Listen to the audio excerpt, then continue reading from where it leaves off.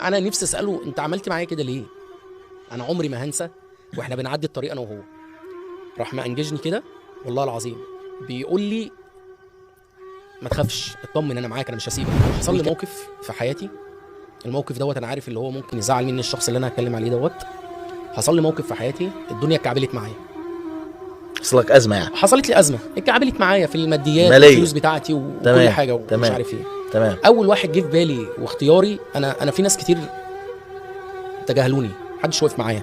نجوم زمايل، ناس كتير قوي بدون ذكر اسماء، محدش واقف معايا واللي يشوف الرساله بتاعتي وتدي له علامتين زرق ما يردش عليا واللي اكلمه ما كانت ازمه ماليه. ازمه ماليه وانا بس واضح انها كانت كبيره.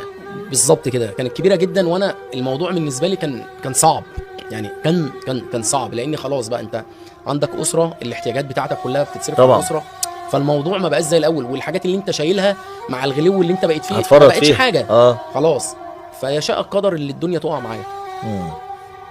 ربنا كرمني الحمد لله، فضل ليك يا رب. اتفاجئ اللي كابتن سيد عبد الحفيظ بيكلمني بيقول لي عفروتو احنا عندنا دوره في الاهلي عايزين نعملها ان شاء الله، انت موجود معانا فيها.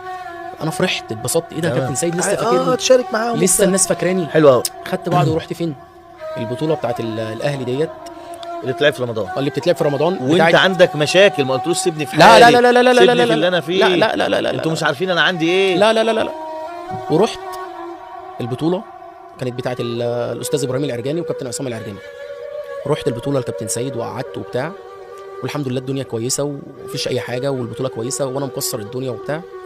وجيت واحنا قاعدين كده فقلت لكابتن سيد انا عندي ظرف يا كابتن وحصل لي 1 2 3 وكده.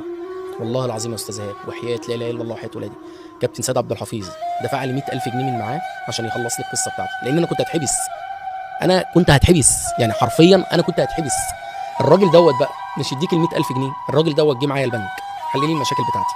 الراجل دوت والله ما اتكلم معايا، انا عمري ما هنسى واحنا بنعدي الطريق انا وهو، راح مأنججني كده والله العظيم، بيقول لي ما تخافش اطمن انا معاك انا مش هسيبك، ويكلمني الصبح يقول لي استناني في الحته الفلانيه عشان نطلع هنا ونخلص هنا، لحد ما خلص لي كل حاجه. انا مش عارف هو بيعمل. انا نفسي اساله انت عملت معايا كده ليه؟